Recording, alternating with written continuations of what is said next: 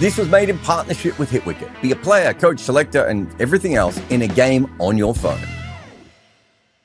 Hello and welcome, ladies and gentlemen, to episode 35 of the Crickpicks podcast. I'm Behram, who you can find at DefMango on Twitter. With me is Estelle Vasudevan, who you can find at Estelle_Vasude, the number one on Twitter. And as always, Jarrod Kimber is also here, who you can find literally everywhere. For those of you who aren't acquainted with the Crickpicks podcast, what we do in this show is that we take any generic cricket category and we draft our top 5 for that particular category in a snake-style draft competition.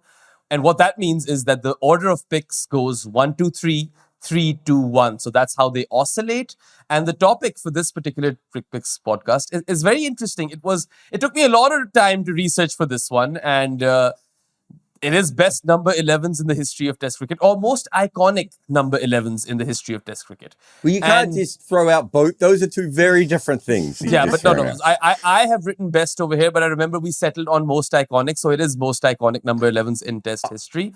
I kind of think it should be a combination of both, right? Yeah. I think there are some players who deserve to be mentioned for, individual performances or, just memories of them.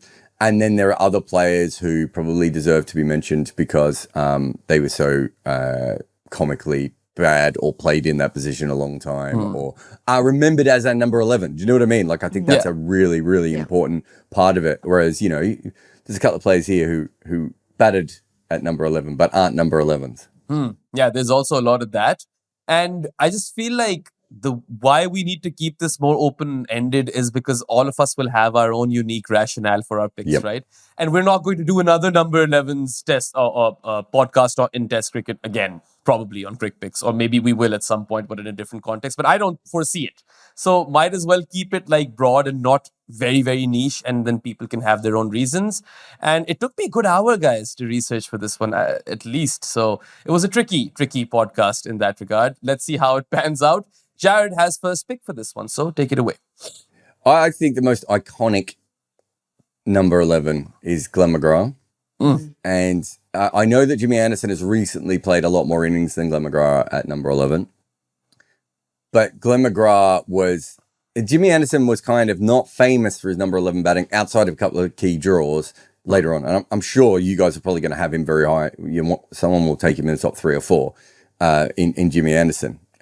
He played in the draws and everything else. But the reason I went with McGrath is McGrath was the first kind of decade-long celebrity at number 11. Do you know what I mean? And I'm throwing out all the names here and ruining the podcast a little bit. But obviously Murali is going to be quite high, and Anderson is going to be quite high because we saw them do it a lot. But I almost feel that McGrath was the guy that did that, and the fact that he got better. And actually became someone who could make runs, and it became a narrative of Glenn McGrath that he basically went from one of the worst number 11s to, an okay number 11 by the end of his career. But I feel like he's the most iconic number 11 when I look at the entire history of cricket.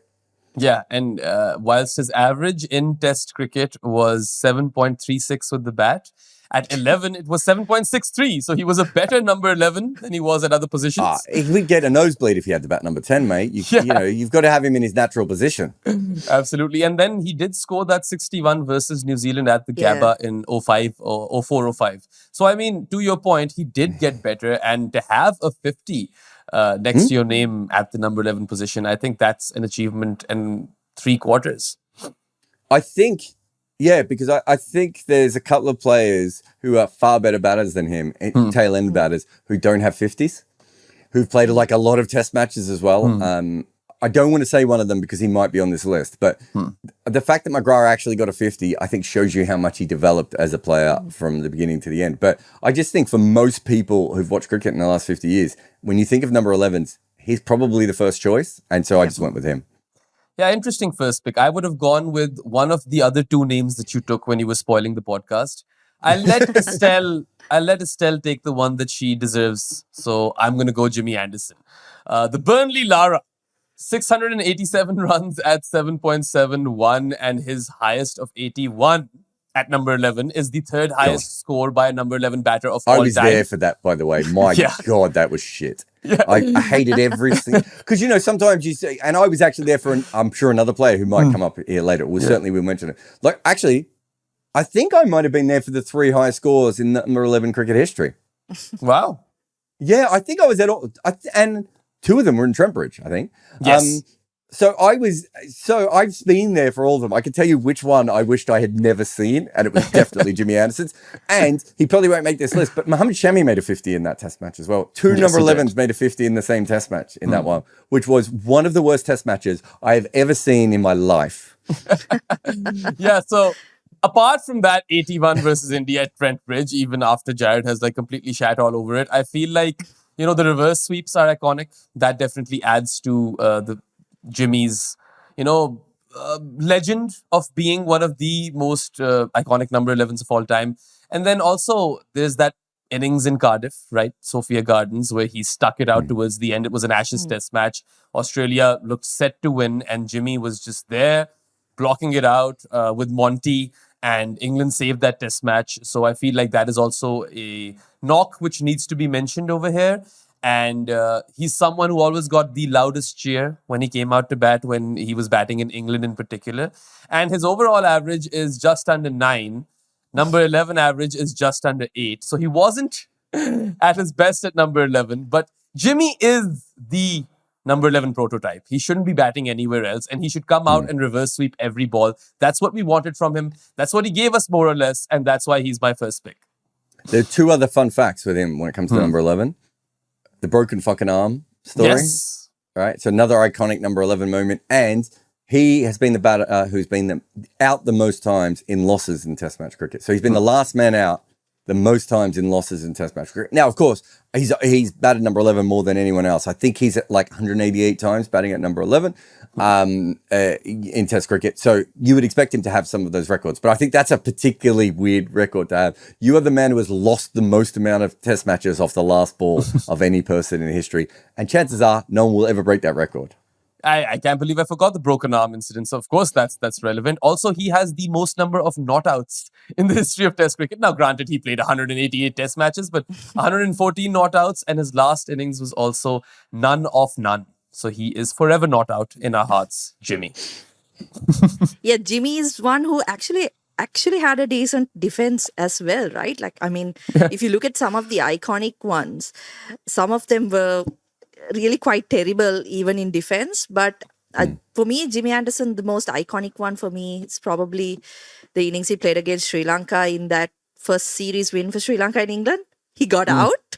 So I think that's why it's a pleasant memory for me. But he batted for about an hour and a half. Yeah, I think the last pair survived more than 10 overs or something like that, and dismissed off the penultimate delivery of the day. So, and my memory of that was the day he cried, Estelle. At the post match. Yeah, Athers interviewed him and he was in tears because he'd taken it so close that game. Yeah. It was ridiculous that they were still in that game. Yeah. They should have been bowled out easily all day.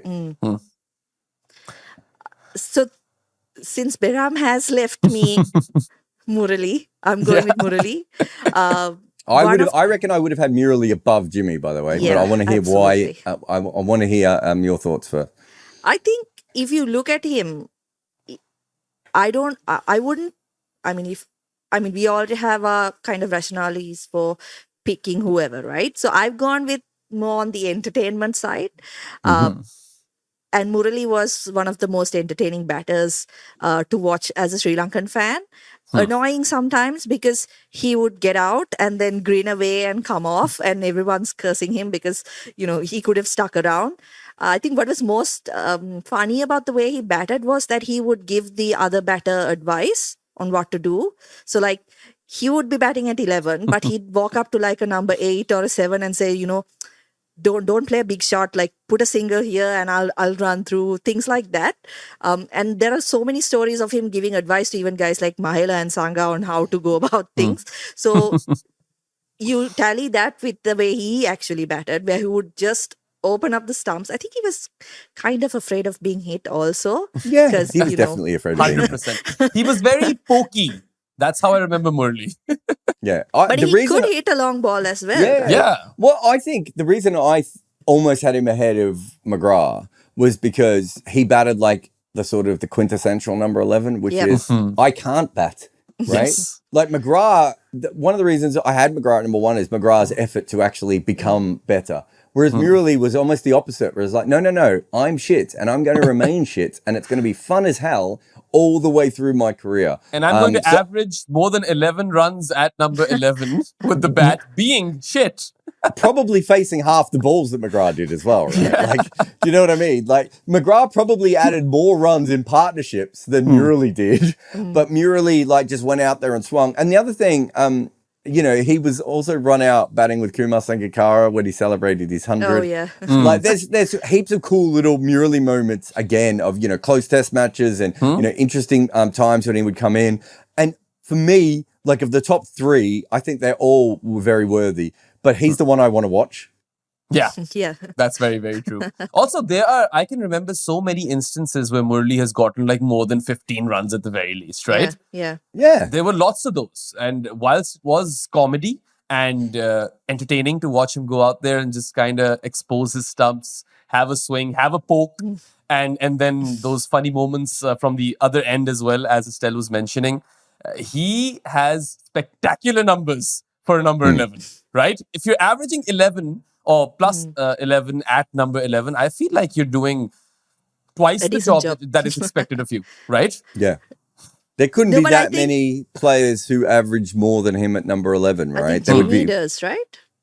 No, Jimmy's Jimmy does not. less Oh, no, than Jimmy that. does. Sorry. Trent Bolt Yeah. So and Lion. Well, Lion's not a number 11. Yeah. yeah, no. So there's a couple that have slightly higher numbers. There's some interesting ones depending on how many test matches and everything. Clearly, you look up. But we've chosen to name drop lots of players prior to people picking them in this one, right? yeah, but yeah. So I think there's 53 people who have been number 11 in 20 test matches, and I think of those there's about 8 or 9 of them who average over 10. Right. Actually, no, it might be slightly more than that. It might be 10 or 15 of them that average over 10. But considering that most of those guys probably did it 20, 25, 30, 35 times, and he did it 87 matches, 98 innings batting at number 11. That's, you know, like he was a very well experienced number 11 when it comes to that. Yeah, I think his average is high because he didn't stick around for the other player, right? So, you know, you have like a Jimmy Anderson who is trying to survive and allow the batter to go ahead. I don't think he really made a huge effort to do that. He was more concerned about kind of dodging the ball, firstly, and then getting some runs. Here for a good time, not a long time. Yeah, absolutely. Okay, so my second pick, I have like 3 players who I want to go with next. Okay, I'll go with Trent Bolt. Okay. I just think, again, the way he batted, he is one of the modern 11s who reminded me of Murali. Just that, no real, you know, defensive technique per se, but, you know, doing weird things at the crease, just pure entertainment, right? Yeah, I mean, he's kind of like a drunk flamingo, isn't he, at the crease? I can't think of another player who averages more at number 11 than Trent Bolt. His overall batting average in Test cricket is 15.81. At 11, it's 16.10. He's got 644 runs, a high score of 52 not out, and he was always I can't think of many times where he hasn't batted number 11. He just always stayed there. He never got promoted like most people do when teams figure out that this guy can bat a bit. Trent Bolt stuck around, and 16.10 at number 11 is ridiculous. That's huge, right? Yeah. I mean, so there are 2 players who batted there in 20 test matches more than him, but neither of them are really thought of as number 11s. So you got Derek Underwood and Zahir Khan, right? So, yeah, I think he is the greatest number 11 batter, but let's be honest, he probably should have batted higher. Yeah. And he just decided, I think, and I think that gets him extra points. It almost got him into the top 3 for mine, right? And there's one really key thing which I don't know if you guys know about. Did you know that Trent Bolt was trying to break the record to have the most runs at number 11? Oh, was Did he? you know that was one of his things? So he was in a head-to-head contest with Jimmy Anderson. Yes. And he kept saying, like, I want to have more runs than Jimmy Anderson at number 11. And sadly, he didn't. But he's ended up with the second most runs ever at number 11. Maybe he plays 3 more test matches. Yeah, Jimmy's played like double the amount of games also, right? So Bolt has 644 runs in 81 innings. And Anderson has 687 in 188 innings. Yeah, so there you have it. So there's a big difference there. But they both scored a 50 each. That's true. If you are following my work, we know that you are a true cricket sadist and you need your hit every day. And sometimes, sadly, there is actually no cricket to watch. So how about if someone made a very fun game that you could use for the moments when there is no on-field action? Welcome to Hit Wicket, a strategic game of cricket which isn't about slamming your finger on the screen very fast. You work out what works best based on how cricket actually works. Dot balls lead to wickets, 1s and 2s to 4s and 6s. So there is no way you can bowl a great Yorker every ball or smash 3 6s at the beginning of your innings. This is proper cricket, yet it still has some gaming powers in there as well. Hit Wicket is about playing, but also building and managing your team. You are the batter, bowler, owner, coach, and captain. It's your dream. No ads, just cricket. So download Hit Wicket today because this is a cricket game made for you and supported by major cricket nerds. No, I mean, Bolt technically hasn't retired. He's just like not on the central contract. So who knows? He might just turn up for one of these test series in England, scores a few runs, gets to 700 and then retires officially. Maybe he comes back for that reason, right? Yes. For that specific reason. Who knows? Okay, so it's my turn now, and I'm going to go the opposite direction. Thus far, we've gone for or more so, maybe take McGrath out of it, but we've gone for iconic number 11s who actually did quite decently with the bat, right? I'm going to go for the one which could not hold a bat, right? And I feel like he is iconic for that very reason. 34 ducks in Test cricket. An average of 2.36, which to his credit went up to 2.46 at number 11 because he had 4 innings at number 10 as well, which were all ducks. He has the most pairs in Test history, which is 7 pairs. Talking about Chris Martin, and not the guy who sings for Coldplay. This was a seamer who played for New Zealand. And every time he would come out to bat, the commentators would take the absolute piss out of him. And he was one of those guys who was the number 11 who made the position popular for all the wrong reasons, I feel. But it was fun to watch him go out there and have a crack at it because he never... I think he hit a 4 after a long, long time in his career or something, wasn't it? I can't remember the exact record. It's worth saying that in modern cricket, I don't think we've ever seen anyone who couldn't bat as much as Chris Martin. Yeah. It looked like he fundamentally didn't understand any part of it. And sadly, he was a really good bowler in a really tough bowling era, and he didn't end up with good bowling figures, despite the fact that if you watched him, you'd be like, this guy should be averaging 28, 29. He was a fantastic bowler who never took any wickets. And he's more now remembered as being one of the worst batters of all time. I've got a feeling, and I think I'm right in saying this, that Jesse Ryder, and I think it might have been Jesse Ryder's first 100, was stranded in the 90s watching Chris Martin at the other end. It says a lot for Jesse Ryder. Instead of being panicked of oh my God, Chris Martin's going to go out. Every time Chris Martin played a horrible shot, Jesse Ryder laughed.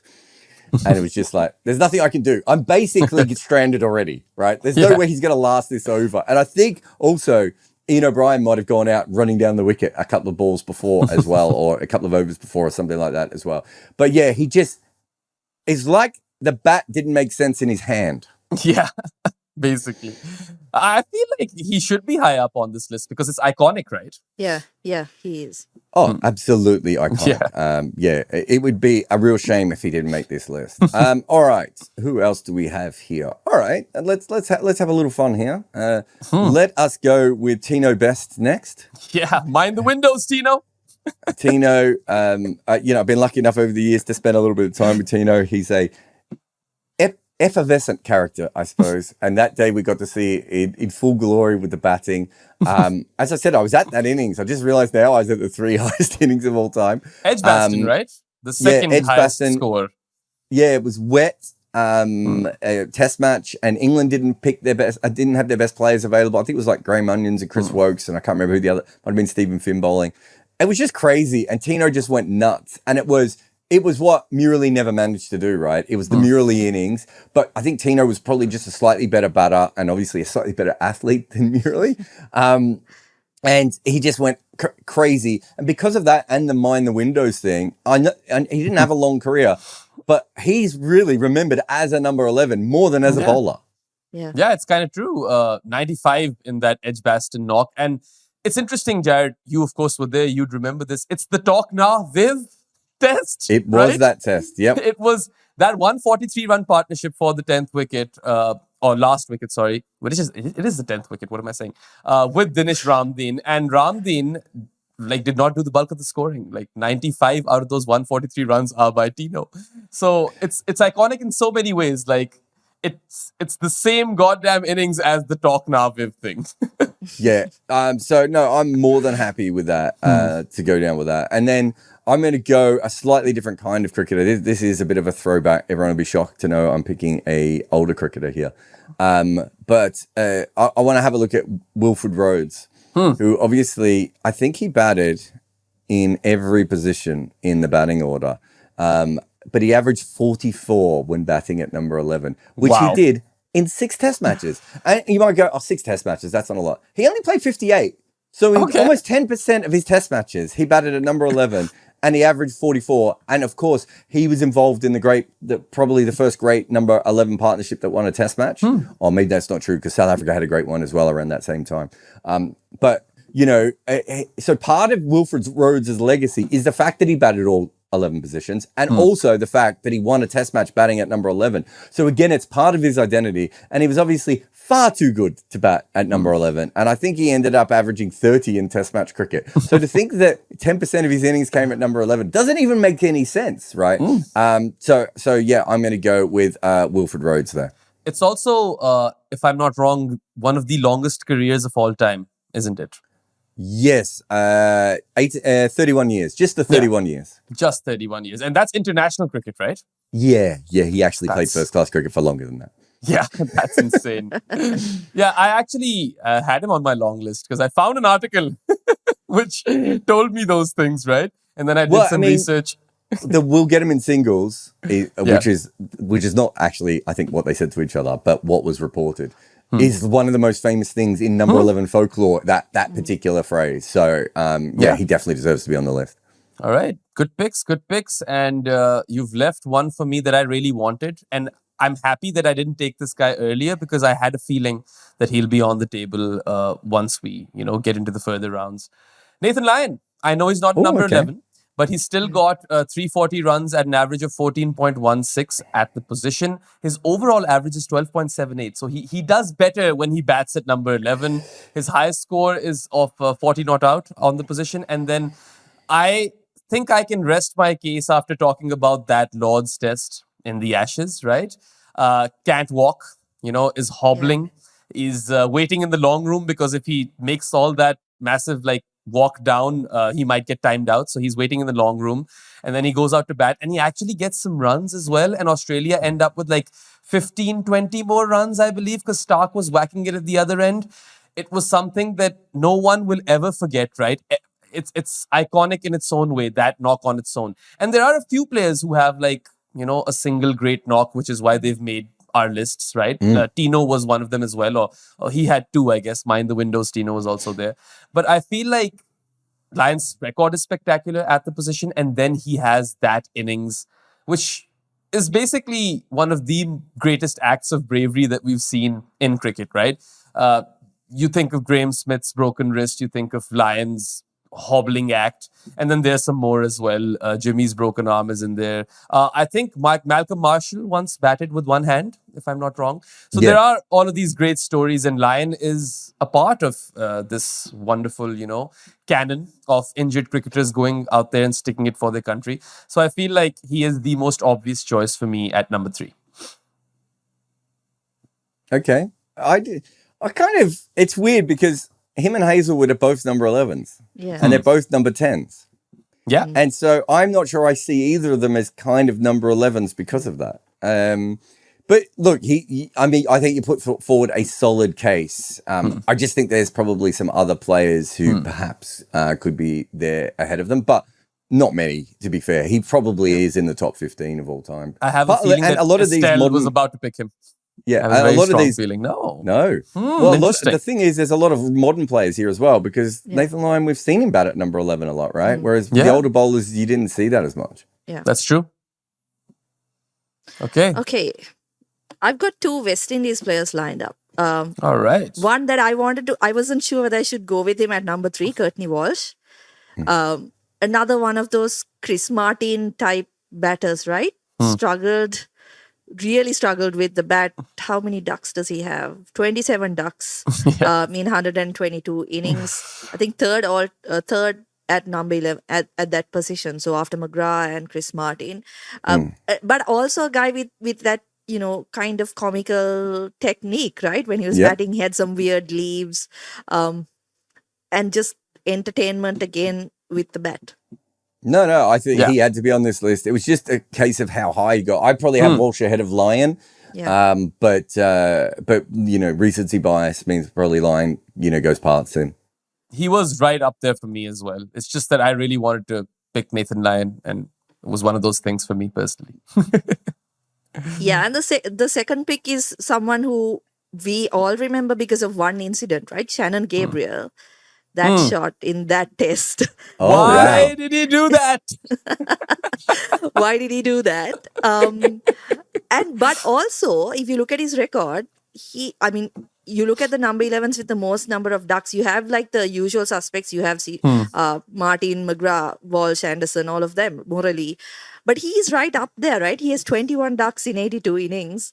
And couple that with that, I don't know, mindless shot he played in that game. Another kind of iconic moment for a number 11 batter. Certainly in the last decade or so, right? No, definitely. It's an interesting one because I didn't have him on my list, but I feel like you've presented a solid enough case over here to make him iconic. Plus, I didn't realize the duck thing. I think, that's a great call. Absolutely. And that innings is something that we'll never forget. At least Pakistan fans won't. And it was it was Misbah and Yunus's last test match. Pakistan had never won a series in the Caribbean ever. And he played that shot. And it wasn't even directed at the stumps, right? He had width. He could have left it. So anyway. All right. So pick number 4 for me is going to be, and this is an interesting one, right? Because now I have 2 people who are there because of one knock. Right, one is the highest score ever in a test match by a number 11, but that came in a losing cause, so it's not the one that I'm going to pick. I am going with Jack Leach because he was part of a partnership which ended up in one of the most historic test wins in recent times, at least in this millennium. It's right up there in the Ashes Classics, Headingley, 2019. And he put up 76 runs with Ben Stokes as part of that partnership, and he contributed 1. Right, Specsavers gave him a lifetime deal for his spectacles or glasses, and now he never has to pay for those anymore. And he just, he was there, and he was nearly run out on a couple of occasions or something. But it's one of those innings that we'll never forget. And whilst it isn't 98 runs, I feel like that 1 run matters more for the cause of his team, which is why I elevated this knock ahead of the guy who scored 98 with brilliant hair at that time and then just decided to go bald for the rest of his career. So weird. I don't think he decided to go bald with that particular post, but we'll go. But I think the thing with Jack Leach is he's really going to be remembered for that innings. Yeah. And so even though he's not a great number 11 overall compared to, or an iconic one in some ways, he's always going to be remembered as a number 11. So I think I had him on my long list as well for the same reason. There's another player as well, which I'll mention, probably won't make my overall list, but it's not that far away. So I think that's a perfectly acceptable one. But let me just mop up Ashton Agar from you here. The guy was there. It was one of the more remarkable innings because it's one of those, when you play club cricket and sometimes like someone comes out at like number 9, 10, 11 and it's like clearly the team doesn't know anything about them and he's batting too low. Yeah. It's like, that doesn't happen in a test match, right? And you're watching Ashton Agar be like, could he bat 7?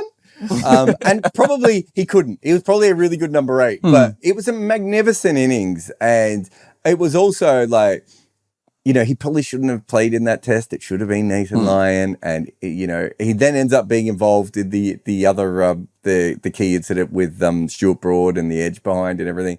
But I remember Phil Brown took a photo of Ashton Agar sort of smiling and shrugging as he went out, as he came off, and it was front page of the England newspapers, right? How often does a number 11 batter get front page? An overseas number 11 batter get front page, right? Like it was such a big deal. So yeah, I'll go Ashton Agar. And then with my next pick, it's hard. I don't know if I want to go like a personal favorite here, or if I want to go someone. Actually, I think I'll go Chandrasekhar. Okay, interesting. So Chandrasekhar is the Chris Martin of the early era, and obviously, he had physical reasons why he couldn't bat. But I love the fact that he still just went out there. Like it would have been I think he averages about the same as Chris Martin, right? I think if you remember what eras they played in, Chris Martin's batting average, he actually played in a really good batting era. So I would say he was an even worse bat than Chandrasekhar. But Chandra was just incredible at the fact he kept going out there with no batting skill at all, where he was probably in danger even when facing spin.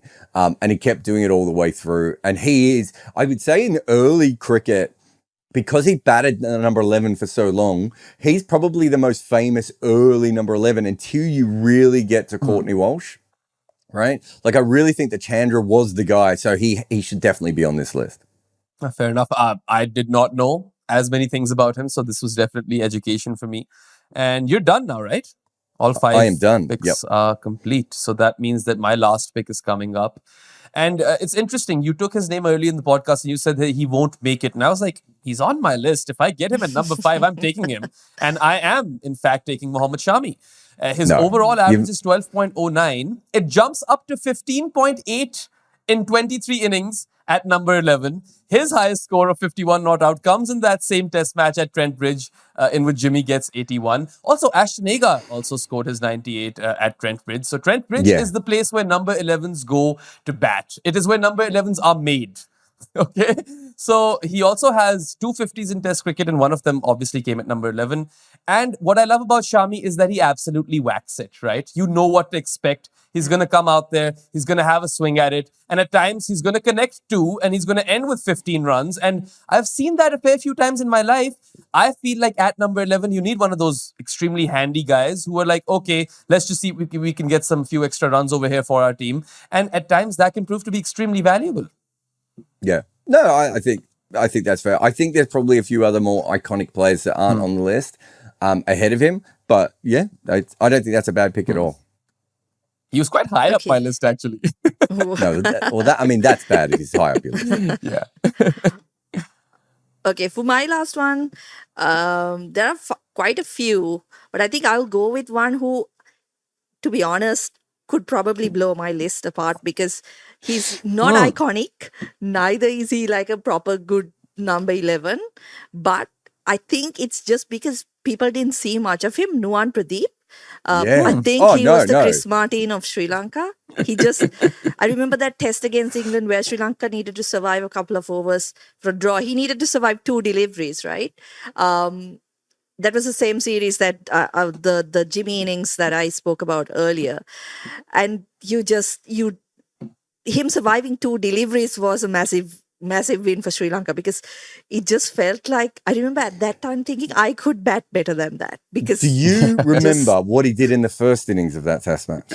No, I don't think so. He tried to play a hook shot and hooked his own stumps down.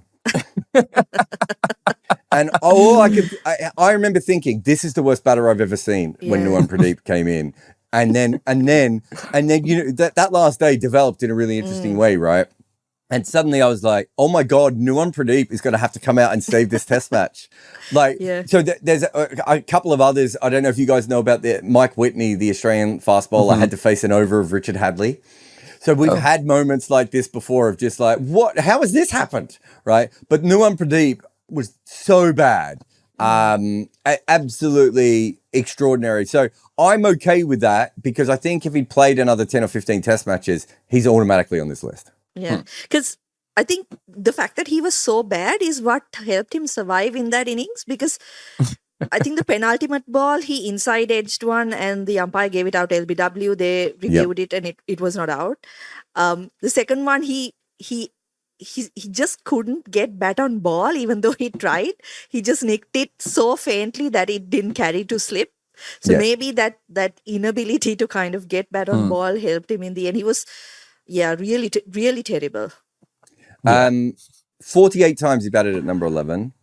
He never scored more than 17 and averaged 3.93. And I ducks, promise you, 17 ducks. Yeah, and I promise you, all of those numbers flatter him. Yeah, I mean, he has a higher average than Chris Martin, but at that rate, he wouldn't have gotten enough ducks. No. Chris Martin still would have been the ultimate shit number 11. Yeah, so I think the difference was that Nuwan Pradeep could hit a boundary occasionally, whereas Chris Martin couldn't hit any boundaries, and Chandra probably couldn't hit any boundaries. So I think let's have a look. So, Bumrah has the lowest average at number 11 of all time, by the way, which is 2.43, which is really funny. But Chris Martin's 2.46. And, wait a minute. Did I get Pradeep wrong? No, wait, where is it? Yeah. And then Kumara is the other one at 2.92. Maninder Singh, and then Pradeep. So he's the fifth worst of the averages. Chandra, 58 matches, 75 innings, an average of 4.43.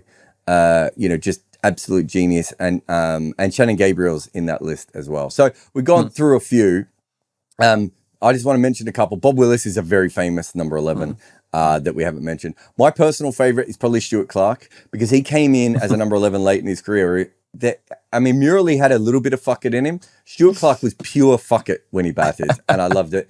Tim Murtagh, just every now and again would just pull out an absolutely iconic innings for no reason. Matthew Hoggard was so good at number 11, he ended up batting at number 8 for England, despite the fact he never played a shot. Danny Morrison was known as the Duck Man early in his career, which was a great one.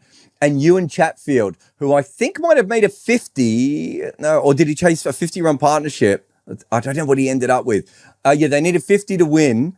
They were actually 8 down, I think, in that, but Lance Cairns couldn't come back in because he was retired hurt. So Chatfield was batting at 11, but they were 8 down, and they beat Pakistan, him and Jeremy Coney together. And I might one day get Jeremy Coney on a podcast just to retell that partnership, because it's absolutely hilarious. But Ewan Chatfield, very famous number 11 type player in that era. And as I've already said before, that Mike Whitney is another one because of the Richard Hadley over. And of course, Bruce Reid was probably also one of the worst number 11s of all time. I, in my long list, had Saeed Ajmal as well, just for the comedy, right? And that interview that he gave to Nasser Sen, even though that innings, that 50 that he scored did not come from number 11, but he did bat at number 11 enough times for him to have qualified for this. So he was on my long list. And I did not. So I was mixed on Zaheer Khan, because anyone who's watched Zaheer bat, he's not a number 11, right? Yeah. No, I was a bit the same. I took him off my list just because I didn't think he was a number 11. Yeah. What about you, Estelle? I had 2 South Africans who kind of played in the same-ish era. Alan Donald and Mackay Ntini were both kind of, and Donald Is Alan Donald the most iconic number 11 in ODI cricket? Yes, 100%. Yeah. Also, Monty is another one. Yeah, that's a really Monty good one. qualifies. I did have Monty on my... I did have him on my original list, he was terrible. He was actually probably too good. Just to finish this off, this podcast, I'll say this again, and I'm sure I've said it before, but it's too good a story not to do. When Monty was outed for having a Tinder profile during the 2013-2014 Ashes, his picture was him playing a cover drive. Wow. Never changed, Monty. Never change. Yeah, no. Speaking of Monty, there was another guy from Pakistan, leg spinner, who could not hold a bat. Danish Kanaria. It was torture watching him bat at number 11. So I suppose he was also iconic in a weird way. But that wraps up this episode of Crickpicks. So everyone who watched this, thank you for listening. And let us know about your thoughts in the comment section below. Who we've potentially missed out on, what you would have done differently, and who you think has won this particular draft. And we'll be back with another episode next week. That is all for now. Goodbye.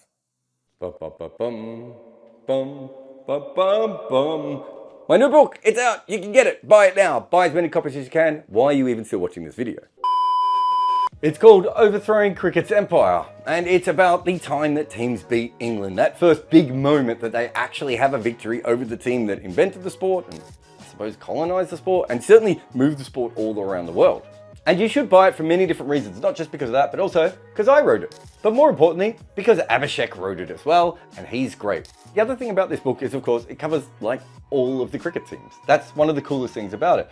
Obviously, England's in it quite a lot, but you have India, Australia, South Africa, New Zealand, Pakistan, Sri Lanka, West Indies, Bangladesh, Zimbabwe, Afghanistan, and Ireland. So all the test nations have beaten England, which is good for them.